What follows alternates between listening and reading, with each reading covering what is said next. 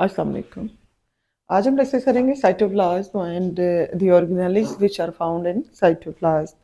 पहली बात हो जाए साइटोप्लाज्म की क्या होता है। Cytoplasm it is semi viscous, मतलब नीम गाढ़ा मटेरियल होता है, एंड सेमी ट्रांसपेरेंट और नीम शफाफ मटेरियल है और सब्सटेंस है which is found inside the cell membrane. Plasma membrane और सेल मेम्ब्रेन के अंदर जो सेमी विस्कस और सेमी ट्रांसपेरेंट सब्सटेंस मौजूद होगा उसको साइटोप्लाज्म कहा जाता है।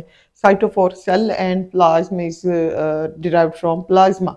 तो जो प्लाज्मा वाली स्टेट है, लिक्विड और फ्लूइड के दरमियान, फ्लूइड और सॉलिड के दरमियान या लिक्विड और सॉलिड के दरमियान जो स्टेट है उस स्टेट को प्लाज्मा कहा जाता है। तो साइटोप्लाज्म का मतलब हुआ वो प्लाज्मा जो सेल के अंदर मौजूद है। अब इसी अकरेंस लेंगे कहाँ पाया जाता है। It is found in both type of cell, in prokaryotic cell as well as in eukaryotic cell. While in eukaryotic cell, it is found between plasma membrane and nuclear membrane. ये nucleus है, nucleus की membrane nuclear membrane और ये plasma membrane, इनके दरमियान में eukaryotic cell में plasma membrane से सेल मेम्ब्रेन के दरमियान ये सारा जो मटेरियल होगा ये साइटोप्लाज्म होगा। जबकि प्रोकैरियोटिक सेल में ये कवर करते हैं all space beneath the plasma membrane. तो ये हमारे पास एक प्रोकैरियोटिक सेल है, बैक्टीरियल सेल।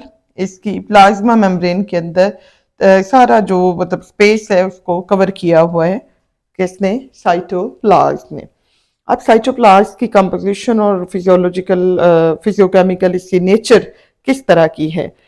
इसमें एक बेसिक कंपोनेंट पाया जाता है जिसको साइटोसोल कहा जाता है। Cyto for cell and sol is short form of solution, यानी सेल का जो सॉल्यूशन है, सेल साइटोप्लाज्म के अंदर जो सॉलेबल पार्ट है, जो हल शुदा जो है ना मादों पर मुश्तमिल जो कंपोनेंट है उसको साइटोसोल कहा जाता है। It is soluble part of cytoplasm and it is the matrix of cytoplasm.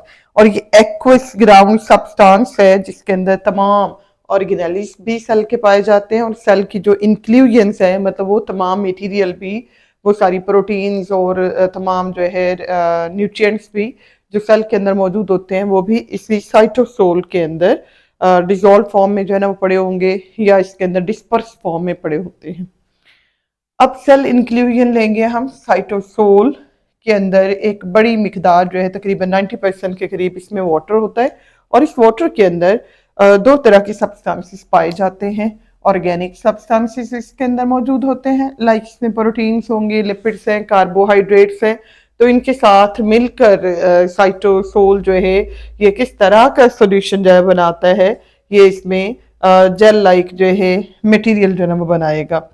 और इनऑर्गेनिक इसमें सॉल्ट है, दूसरा कंपोनेंट जो है सेल इंक्लूजन में इनऑर्गेनिक सॉल्ट्स होते हैं। इनऑर्गेनिक सॉल्ट जनरली जो है इसमें ट्रू जो सॉल्यूशन होता है उसकी फॉर्मेशन करते हैं। उसके बाद जो है साइटोप्लाज्म के अंदर सेल के तमाम जो ऑर्गेनेलिस हैं ये भी मौजूद होते हैं। तो ऑर्गेनेलिस को हम डिफाइन करते हैं, these are the discrete structures, मखसूस और स्पेशल किस्म की स्ट्रक्चर्स होती हैं जो सेल के अंदर, सेल के साइटोप्लाज्म के अंदर, सेल के साइटोसोल के अंदर पाई जाती हैं। These are specified for specific function, यानी इनके जिम्मे मखसूस किस्म के काम जो है उनको अंजाम देना होता है। तो सेल के ऑर्गेनेली मोस्टली जो है मेम्ब्रेन बाउंडेड होते हैं। अगर हम बात करें यूकैरियोटिक जो है वो सेल की, एक्सेप्ट सम और एक्सेप्ट फ्यू, और उन फ्यू में से एक एग्जांपल हम राइबोसोम की लेंगे। अदरवाइज इसमें सेंट्रियोल और साइटोस्केलेटन वगैरह के ऊपर भी मेम्ब्रेन नहीं होती। देन आ जाते हैं हमारे पास फंक्शंस ऑफ साइटोप्लाज्म। सबसे पहले तो ये साइट है ऑफ मेटाबॉलिज्म, यानी सेल के जो मेटाबॉलिक एक्टिविटीज होती हैं उनकी ये जगह है, ये वो जगह है जहाँ पे सेल का मेटाबॉलिज्म चल रहा होता है।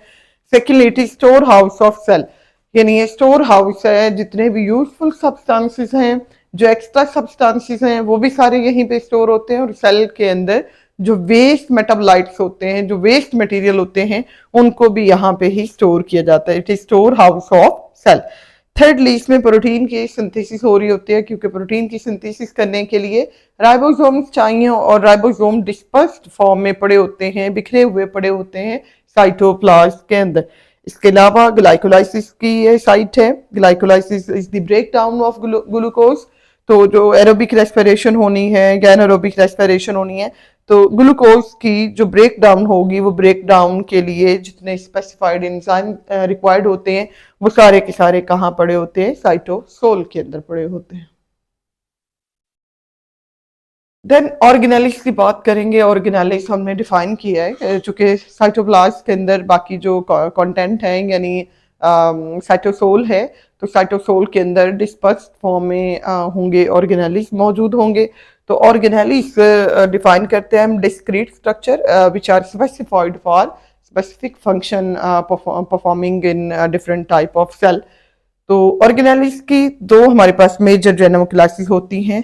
पहली हमारे पास क्लास आती है नॉन मेम्ब्रेनस ऑर्गेनेलिस की। नाम से जाहिर है ये ऐसे ऑर्गेनेलिस हैं जिनके ऊपर मेम्ब्रेन नहीं होती, जो बगैर मेम्ब्रेन के होते हैं।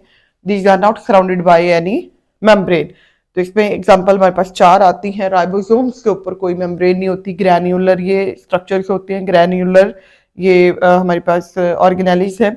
सेकेंड एग्जांपल हमारे पास सेंट्रियोल्स की आती है। सेंट्रियोल के अंदर भी जो ट्यूब्यूल्स है, माइक्रो ट्यूब्यूल्स वगैरह हैं, तो उन पे उनके इर्द गिर्द भी कोई मेम्ब्रेन नहीं होती। साइटोस्केलेटन के जो फाइबर्स हैं, इनके ऊपर भी कोई मेम्ब्रेन नहीं है।